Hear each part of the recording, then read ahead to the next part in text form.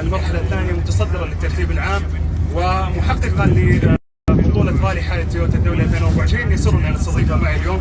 حياك الله يا محمد، كلنا فخورين وسعداء جدا بوجودك وكذلك بتحقيقك هذه البطولة اليوم. وش حاب تقول؟ الحمد لله، توفيق من رب العالمين.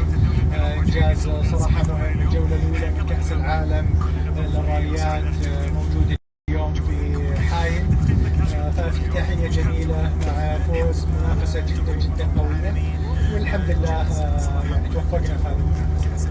محمد، ربما الايام الماضيه حملت خطياتها مصاعب بالنسبه لك، خصوصا مع التعطل اللي صار في رالي داكار، لكن اليوم حائل تبتسم لك مع الاجواء الجميله. الحمد لله، صحيح رالي داكار كنا متصدرين الين اليوم السادس، ولكن الظروف ما ساعدت، الخلل اللي صار، والحمد لله على كل شيء. ولكن اليوم الجوله الاولى في كاس العالم فزنا فيها بالمركز الاول.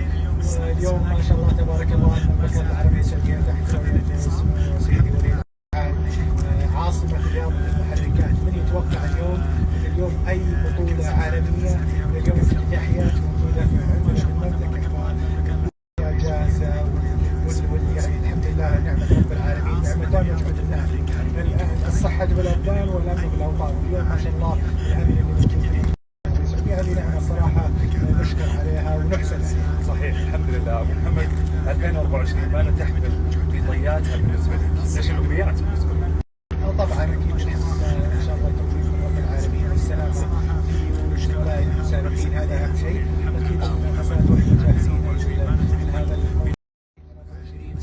جولة عالمية موجودين على منصة التتويج بتوفيق رب العالمين، واكيد نوعدكم دائما احنا موجودين في المنصات حاضرين ونمثل الوطن افضل تمثيل، وهذا شرف ومهمة صعبة علينا. اخيرا بالنسبة لزملائك السعوديين اليوم، صالح السيف، هيثم التويجري، كلهم كانوا متصدرين ايضا في فئاتهم، والمتسابقات السعوديات اللي يشاركون دائما في الراليات، ايش حاب تقول؟ طبعا يعطيهم العافية، وهذا الصراحة جهد رب العالمين السعودية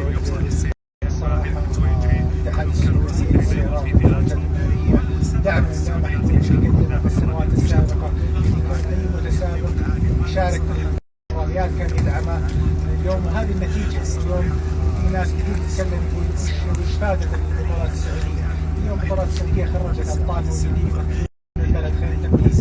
هذا اليوم يشمل الانتعاش الاقتصادي اللي صاير في حائل، انتعاش جدا جدا عالي ومميز، يعني شيء صراحة لاحظته على المستوى الشخصي. اليوم احنا الموسم 19 في رالي حائل، ففي معلومه يمكن كثير من الناس ما يعرفوها. يعني انا مو متخصص في الراليات الصحراويه، السبب بعد رب العالمين دخلت في الراليات الصحراويه هو وجود رالي حائل في المملكه. وهذه مفاجاه، كنت في الراليات اللي هي الصالون السيارات الصغيره، ولا كنت اشارك في حائل. صارت الجوله الاولى، الجوله الثانيه انا ما اشارك. الناس يقولوا ليش ما تشارك؟ اقول لهم انا هذه رياضه مختلفه. فمن ضغط الناس اللي قالوا لا شكلك لازم تروح تشارك، فكنت اشارك فقط في حائل، باقي الراليات الصحراويه ما حضرت. بعدين استهواني الموضوع وتخصصت في الراليات الصحراويه وتركت الراليات اللي هي الصالون. الحمد لله، يعني هذا من افضال حائل الكثير عليه. وانت اليوم من احد اهم اعلام رالي حائل تويوتا الدولي، وسخات البطل طول حالة فيك. الحمد لله صراحه